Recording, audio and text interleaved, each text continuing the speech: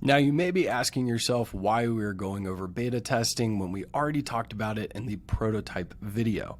The reason we want to go over it again is because beta testing is the final frontier before a digital product or service can be launched.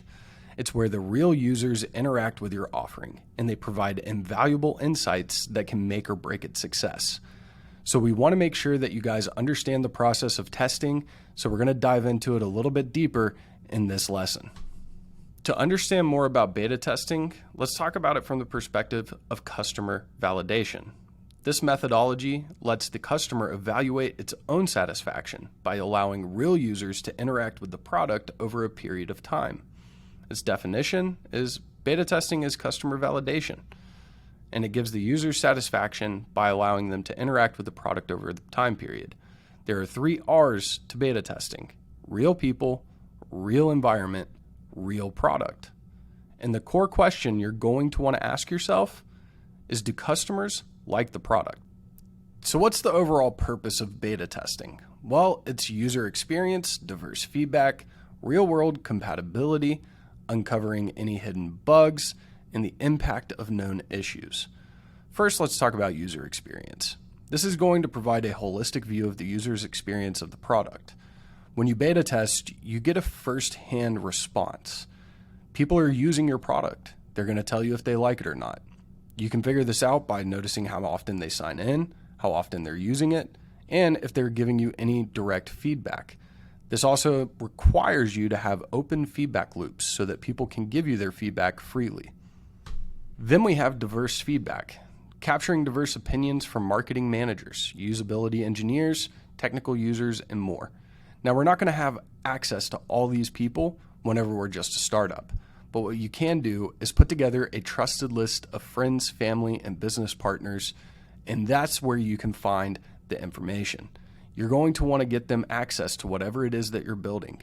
Ask them questions like, is it easy to use? Do you like using it? Does it help you with this problem? This way you can understand a little bit more about the technical side of things and if your product is actually going to do well in the market. Then there's real-world compatibility.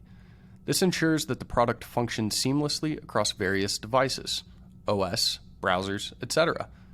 From time to time, you're going to run into issues. Browsers all operate differently. OS systems operate differently.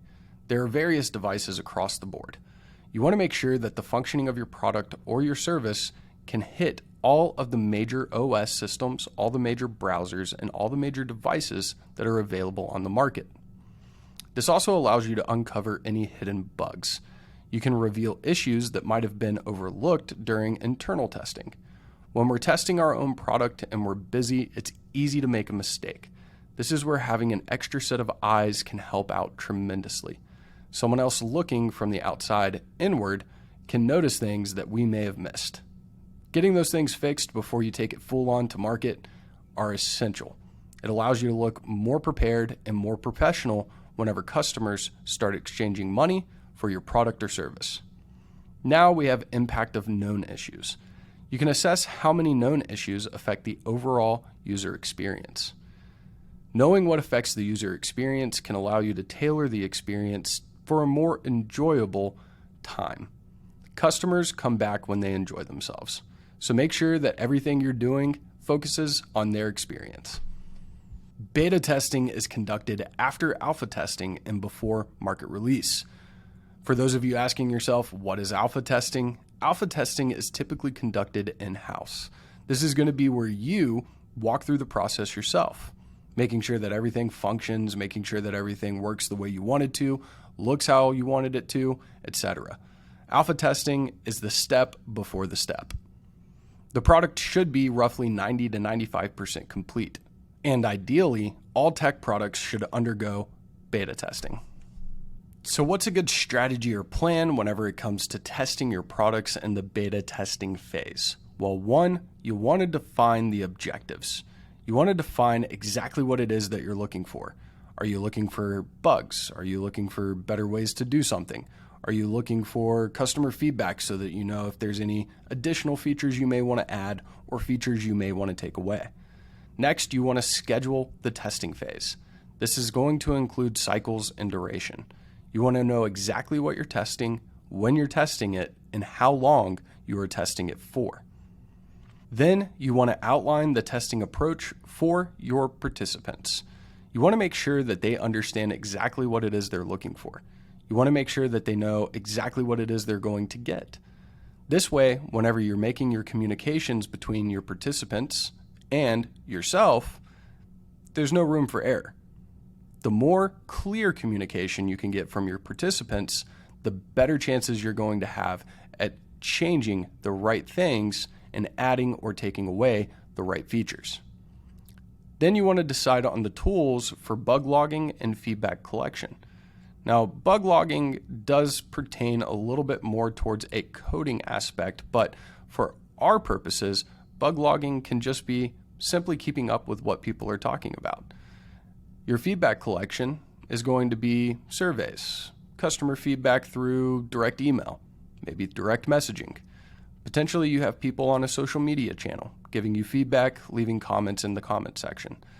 These are all places that you can get feedback from your customers and your participants, but you want to make sure that you're keeping a log of all of their responses, and you want to make sure that you have systems in place for feedback collection. A great place to start is Tally. Tally.so is one of the best ones. It's free for all users up to a certain point, but their free version is pretty extensive. Then you have establishing criteria for entering and exiting the beta phase. You don't want to get stuck in beta phase. So make a plan. Know when you're going to enter and when you're going to exit. Typically, entering is right at the point that you are 90 to 95% complete with your product. And exiting is when you have gotten enough feedback that you feel comfortable you can make the appropriate changes and adjust your product to be market ready. So let's talk a little bit about executing your beta testing. First, we have planning. This is where you get to define your goals and determine the number of participants. You don't want an unlimited number of participants giving you feedback. You will be overwhelmed. You want to make sure that you can keep this to a relative sample sizing of your consumer base. Defining the goals is simple. What do you want to achieve? What are you trying to change? What are you trying to make better? Are you focusing on your customer? Are you trying to make it more enjoyable? All of your goals need to fall in line with those things. Then you have participant recruitment. Typically, anywhere from 50 to 250 users can be targeted for medium complexity products. Now, depending on how big your product is or how much testing needs to be done, you can increase or decrease that number. For digital products, I would say the magic number would be 50 to 150 people. This will allow you to get a diverse response when getting feedback about how the product works. Then you have product launch. This is where you get to distribute your product to the participants. If you have an installation package, maybe a downloadable zip file, any kind of user manual, or a testing scope. The scope would be kind of like a scope of work. This is what you're looking for. These are the things that you're looking to test. These are where I want you to focus, etc. Then you have your feedback collection. How are you going to handle and gather all of their feedback? This will allow you to evaluate their suggestions. As I stated previously, Tally is a great place to start. Then you have closure. This is where you conclude the beta testing phase and distribute any rewards if you've offered any. This also allows you to maintain a good relationship with the participants because they will most likely be some of your very first customers. Some of the challenges you are going to face are things like recruiting the right participants, uncovering hidden bugs, evaluating the diverse feedback, and managing the known issues that impact the users. Recruiting the right participants can be a hit or miss. You might have to take some out, add more back in. You might have to adjust it completely and start from scratch. Don't be afraid to have to redo that step. Uncovering hidden bugs can be difficult. Even with a diverse group of participants, people still miss things. So even if you miss a few bugs when you launch the product, don't worry. People will let you know where they're at. Then, of course, you have evaluating diverse feedback. If you continue down this course, you will see that there is a ChatGPT module. We are going to be going over how you can have ChatGPT help you analyze survey responses. So don't worry about evaluating the feedback. If you try to do it on your own, though, I can promise you a lot of information can be overwhelming. That's why we're going to be teaching you how to use ChatGPT to analyze all of your feedback. And then, of course, managing known issues and their impact. Even though you know an issue, it's hard to tell how their impact is going to be on users at any given point in time. Some things are just uncontrollable. You need to be able to overcome these issues and move forward accordingly to ensure that you have customer satisfaction. So to recap on what makes beta testing successful, you want to decide on the duration of the beta version's availability. This will help you maintain a schedule so that you can be ready for the primary launch of your product. You want to identify ideal user groups. This helps you to get the best product information through feedback channels as possible. Provide clear test instructions. This way, the communication is spot on and people know exactly what you're looking for and exactly how to respond. Next, you want to launch the actual beta program or software. Gather the feedback and decide on the necessary fixes. You want to release the refined version for verification and then finalize all versions after the tests. In conclusion, beta testing is a transformative phase for your product in the development phase. It bridges the gap between internal testing and market release. This is done by harnessing real user feedback so that businesses can refine their offerings and ensure that they resonate with their target audience and stand out in the market. So make sure you do not skip this step.